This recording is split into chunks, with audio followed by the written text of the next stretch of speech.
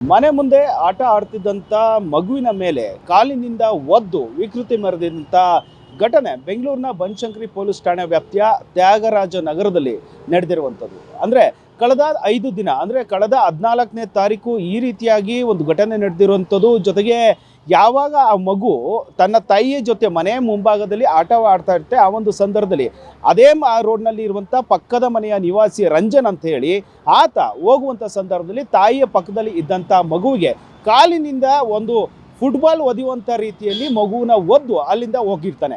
ಯಾವಾಗ ಈ ಒಂದು ಘಟನೆ ತಾಯಿಯ ಮುಂದೆಗಡೆನೆ ನಡೆಯುತ್ತೆ, ಇಮಿಡಿಯೇಟ್ ಆಗಿ ಅವನ್ನ ಕರೆದು ಪ್ರಶ್ನೆ ಮಾಡುವಂಥ ಕೆಲಸವನ್ನು ಕೂಡ ಆ ತಾಯಿ ದೀಪಿಕಾ ಜೈನ್ ಅವರು ಕೂಡ ಮಾಡ್ತಾರೆ. ಆ ಒಂದು ಸಂದರ್ಭದಲ್ಲಿ ಆತ ಯಾವುದೇ ಮಾತನ್ನು ಹೇಳದೆ ಮುಂದಕ್ಕೆ ಹೋಗಿರ್ತಾನೆ. ಆದರೆ ಆ ಒಂದು ಒದೆಯುವಂಥ ಸಂದರ್ಭದಲ್ಲಿ ಅದೇ ಒಂದು ಏರಿಯಾದ ನಿವಾಸಿ ಕೂಡ ನೋಡಿರ್ತಾನೆ. ಆತ ಹೋಗಿ ಪ್ರಶ್ನೆಯನ್ನು ಮಾಡಿ ಯಾಕೆ ಈ ರೀತಿಯಾಗಿ ಮಗುವಿಗೆ ನೀನು ಒದ್ದಿದ್ಯಾ ಅಂತ ಕೇಳಿದಾಗ, ನಾನು ಒದ್ದಿಲ್ಲ ಆತನಿಗೆ, ನಾನು ಹೋಗುವಂಥ ಸಂದರ್ಭದಲ್ಲಿ ನಾನು ಅಡ್ಡ ಬಂದಿದ್ದ, ನನ್ನ ಚಪ್ಪಲಿ ಕೂಡ ಕಿತ್ತೋಗಿತ್ತು, ಅಷ್ಟೇ ಬಿಟ್ಟರೆ ನಾನು ಒದ್ದಿಲ್ಲ ಅಂತ ಹೇಳಿ ಆತ ಹೋಗಿರ್ತಾನೆ. ಆದರೆ ತಾಯಿಗೆ ಸಾಕಷ್ಟು ಅನುಮಾನ ಇರುತ್ತೆ. ಯಾಕಂದರೆ ಪಕ್ಕದಲ್ಲಿ ಇದ್ದಂಥ ಮಗುನ ಆ ರೀತಿಯಾಗಿ ಒದ್ದಂಥ ಸಂದರ್ಭದಲ್ಲಿ ಆಲ್ಮೋಸ್ಟ್ 2 ಅಡಿ ಮುಂದಕ್ಕೆ ಹೋಗಿ ಮಗು ಕೂಡ ಬಿದ್ದಿರುತ್ತೆ. ಜೊತೆಗೆ ಹಣೆಗೆ ಸೇರಿದಂತೆ ಬೆನ್ನಿಗೆ ಕೂಡ ಸಾಕಷ್ಟು ಗಾಯಗಳು ಕೂಡ ಆಗಿರುತ್ತೆ. ಹೀಗಾಗಿ ಅಲ್ಲೇ ಇದ್ದಂಥ CCTVನ ಚೆಕ್ ಮಾಡಿದಂಥ ಸಂದರ್ಭದಲ್ಲಿ ಆತ ಯಾವ ರೀತಿಯಾಗಿ ಮಗುವಿಗೆ ಒದ್ದು ಹೋಗಿದ್ದ ಅನ್ನೋದು ಕೂಡ ಸ್ಪಷ್ಟವಾಗಿ CCTVಯಲ್ಲಿ ರೆಕಾರ್ಡ್ ಕೂಡ ಆಗಿರುತ್ತೆ. ಅದ್ರ ಜೊತೆಗೆ ಯಾವಾಗ ಆ ರೀತಿಯಾಗಿ ಘಟನೆ ಆಯಿತಲ್ಲ, ಆ ಒಂದು ಸಂದರ್ಭದಲ್ಲಿ ಈ ಹಿಂದೆ ಕೂಡ ಕೆಲವೊಂದಷ್ಟು CCTVಗಳನ್ನು ಪರಿಶೀಲನೆ ಮಾಡಿದಂಥ ಸಂದರ್ಭದಲ್ಲಿ ಈತ ಕೇವಲ ಈ ಒಂದು ಮಗುವೆ ಮಾತ್ರ ಅಲ್ಲ, ಇನ್ನೂ ಅನೇಕ ಮಕ್ಕಳಿಗೆ ಅಲ್ಲಿ ಆಟ ಆಡುವಂಥ ಸಂದರ್ಭದಲ್ಲಿ ಯಾವ ರೀತಿಯಾಗಿ ಹಲ್ಲೆ ಮಾಡಿದ್ದ ಅನ್ನೋದು ಕೂಡ CCTVಯಲ್ಲಿ ಕೂಡ ರೆಕಾರ್ಡ್ ಆಗಿದೆ. ಅಂದರೆ ಅಲ್ಲಿ ಚಿಕ್ಕ ಮಕ್ಕಳು, ಆದರೂ ಹೆಣ್ಮಕ್ಳು ಕೂಡ ಬಂದಿರೋಂಥ ಸಂದರ್ಭದಲ್ಲೂ ಕೂಡ ಸೈಕಲ್ ಓಡಿಸುವಂಥ ಸಂದರ್ಭದಲ್ಲಿ, ಆಟ ಆಡುವಂಥ ಸಂದರ್ಭದಲ್ಲಿ ಮಕ್ಕಳಿಗೆ ಈತನೇ ಹೋಗಿ ಬೇಕು ಅಂತಲೇ ಜುಟ್ಟಿ ಹಿಡಿದು ಹೊಡೆಯುವಂಥದ್ದು ಅಥವಾ ಕಾಲಿನಿಂದ ಒದೆಯೋದು. ಜೊತೆಗೆ ಆತ ಕೂಡ ಬುಲೆಟ್ನ ಹೋಗುವಂಥ ಸಂದರ್ಭದಲ್ಲಿ ಹತ್ಸೋಕ್ಕೆ ಪ್ರಯತ್ನ ಪಟ್ಟಿರುವಂಥ ಎಲ್ಲ ವಿಡಿಯೋಗಳು ಕೂಡ ಅಲ್ಲಿ CCTVಯಲ್ಲಿ ರೆಕಾರ್ಡ್ ಕೂಡ ಆಗಿರುತ್ತೆ. ಹೀಗಾಗಿ ಈತನಿಗೆ ಬುದ್ಧಿ ಕಲಿಸಬೇಕು ಅಂತೇಳಿ ಬಾಲಕನ ತಾಯಿ ನೇರವಾಗಿ ಬನಶಂಕರಿ ಪೊಲೀಸ್ ಠಾಣೆಗೆ ಹೋಗಿ ದೂರನ್ನು ಕೊಡ್ತಾರೆ. ಆದರೆ ಇಲ್ಲಿ ಇನ್ಸ್ಪೆಕ್ಟರ್ ಆಗಿರುವಂಥ ಕೋಟ್ರೇಶ್ ಕೇವಲ ಇದನ್ನು NCR ಮಾಡ್ತಾರೆ, FIR ಮಾಡೋದಿಲ್ಲ.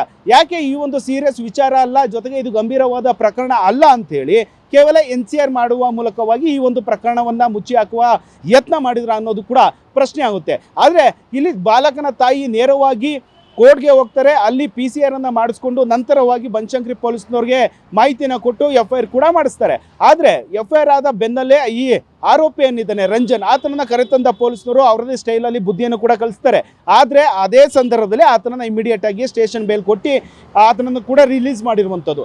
ಆದರೆ ಇಲ್ಲಿ ಎಲ್ಲೋ ಒಂದು ಕಡೆ ನೋಡಿದ್ರೆ ಈ ರೀತಿಯಾಗಿ ಸೈಕೋಪಾತ್ ಆಗಿ ಒಂದು ಮಕ್ಕಳ ಮೇಲೆ ದೌರ್ಜನ್ಯ ಎಸಗುವಂಥದ್ದು, ಅಲ್ಲೇ ಮಾಡುವಂಥ ಕೆಲಸಗಳು ಆಯಿತು ಅಂದ್ರೂ ಕೂಡ ಯಾಕೆ ಪೊಲೀಸ್ನವರು ಸೀರಿಯಸ್ ಆಗಿ ಈ ಕೇಸನ್ನು ತೆಗೆದುಕೊಂಡಿಲ್ಲ ಅಂತ ಸಾರ್ವಜನಿಕವಾಗಿ, ಜೊತೆಗೆ ಮಗುವಿನ ತಾಯಿ ಕೂಡ ಸಾಕಷ್ಟು ಆಕ್ರೋಶವನ್ನು ವ್ಯಕ್ತಪಡಿಸಿದ್ರು. ನಂತರ ಇದು ಕಳೆದ 14ನೇ ತಾರೀಕು ಘಟನೆ ಆಗಿತ್ತು. ಇವತ್ತು 19ನೇ ತಾರೀಕು ಆಗಿದೆ. ಆದರೆ ಯಾವತ್ತೂ ಕೂಡ ಈ ಒಂದು ವಿಡಿಯೋಗಳು ಈಚೆ ಬಂದಿರಲಿಲ್ಲ. ಸದ್ಯ ಮಾಧ್ಯಮದಲ್ಲಿ ಯಾವಾಗ ಈ ಒಂದು ವಿಡಿಯೋ ವೈರಲ್ ಆಗುತ್ತೆ, ಇಮಿಡಿಯೇಟ್ ಆಗಿ ಪೊಲೀಸ್ನವ್ರಿಗೆ, ಅಂದರೆ ಬನಶಂಕರಿ ಠಾಣೆಯ ಪೊಲೀಸ್ ಸ್ಟೇಷನ್ನ ಇನ್ಸ್ಪೆಕ್ಟರ್ ಆಗಿರುವಂಥ ಕೊಟ್ರೇಶ್ಗೆ ಹಿರಿಯ ಅಧಿಕಾರಿಗಳು ಕ್ಲಾಸನ್ನು ತೆಗೆದುಕೊಳ್ತಾರೆ. ಜೊತೆಗೆ ಮಕ್ಕಳ ಆಯೋಗ ಕೂಡ ಈಗ ಎಂಟ್ರಿ ಆಗಿರುವಂಥದ್ದು. ಅಂದರೆ ಸ್ಪಷ್ಟವಾಗಿ ಈ ಒಂದು ಪ್ರಕರಣಕ್ಕೆ ಸಂಬಂಧಪಟ್ಟಂತೆ ಏನೆಲ್ಲ ಆಗಿದೆ, ಎಷ್ಟು ಮಕ್ಕಳಿಗೆ ಈತ ಹಲ್ಲೆಯನ್ನು ಮಾಡಿದ್ದಾನೆ, ಯಾವ ರೀತಿಯಾಗಿ ಈತ ಕ್ರೌರ್ಯವನ್ನು ಮೆರೆದಿದ್ದಾನೆ ಅನ್ನೋದನ್ನ ಕೆಲವೊಂದಷ್ಟು ಮಾಹಿತಿಯನ್ನು ಕೊಡಲೇಬೇಕು ಅಂತೇಳಿ ಮಕ್ಕಳ ಆಯೋಗ ಕೂಡ ಈಗ ಪೊಲೀಸ್ ಠಾಣೆಗೆ, ಜೊತೆಗೆ ಹಿರಿಯ ಅಧಿಕಾರಿಗಳಿಗೂ ಕೂಡ ಮಹಿಳಾ ಆಯೋಗ ಸೂಚನೆಯನ್ನು ಕೊಟ್ಟಿದೆ. ಜೊತೆಗೆ ಸ್ವಯಂ ಪ್ರೇರಿತವಾಗಿ ಮಕ್ಕಳ ಆಯೋಗ ಒಂದು ಪ್ರಕರಣವನ್ನು ಕೂಡ ದಾಖಲಿಸಿಕೊಂಡು ತನಿಖೆಯನ್ನು ಮಾಡ್ತಾ ಇದ್ದಾರೆ. ಜೊತೆಗೆ ಈತನ ಒಂದು ಹಿನ್ನೆಲೆ, ಅಂದರೆ ಆರೋಪಿ ರಂಜನನ ಒಂದು ಹಿನ್ನೆಲೆಯನ್ನು ಕೆದಕಿದಂಥ ಸಂದರ್ಭದಲ್ಲಿ ಈತ ಬನ್ನೇರುಘಟ್ಟದ ಬಳಿ ಒಂದು ಜಿಮ್ ಟ್ರೈನರ್ ಆಗಿ ಕೆಲಸವನ್ನು ಮಾಡ್ತಾ ಇರ್ತಾನೆ. ಕಳೆದ 3 ತಿಂಗಳ ಹಿಂದೆ ಅಷ್ಟೇ ಆತನಿಗೆ ಅಪಘಾತ ಆಗಿರುತ್ತೆ. ಮಧುರೈನಲ್ಲಿ ಕೆಲವೊಂದಷ್ಟು ಟ್ರೀಟ್ಮೆಂಟನ್ನು ತೆಗೆದುಕೊಂಡಿರ್ತಾನೆ, ಹೋಮ್ ಐಸೋಲೇಷನಲ್ಲೂ ಕೂಡ್ತಾನೆ. ಹೀಗಾಗಿ ಕೆಲವೊಂದಷ್ಟು ಮಾಹಿತಿಯ ಪ್ರಕಾರ ನೋಡೋದಾದರೆ ಆತನಿಗೆ ಮೆಂಟಲಿ ಡಿಸಾರ್ಡರ್ ಇದ್ದಾನೆ, ಅಂದರೆ ಮಾನಸಿಕವಾಗಿ ಸ್ಥಿಮಿತವನ್ನು ಕಳ್ಕೊಂಡಿರುವಂಥ ವ್ಯಕ್ತಿ ಈತ ಅನ್ನೋದು ಕೂಡ ಸ್ಪಷ್ಟವಾಗಿ ಗೊತ್ತಾಗ್ತಾ ಇದೆ.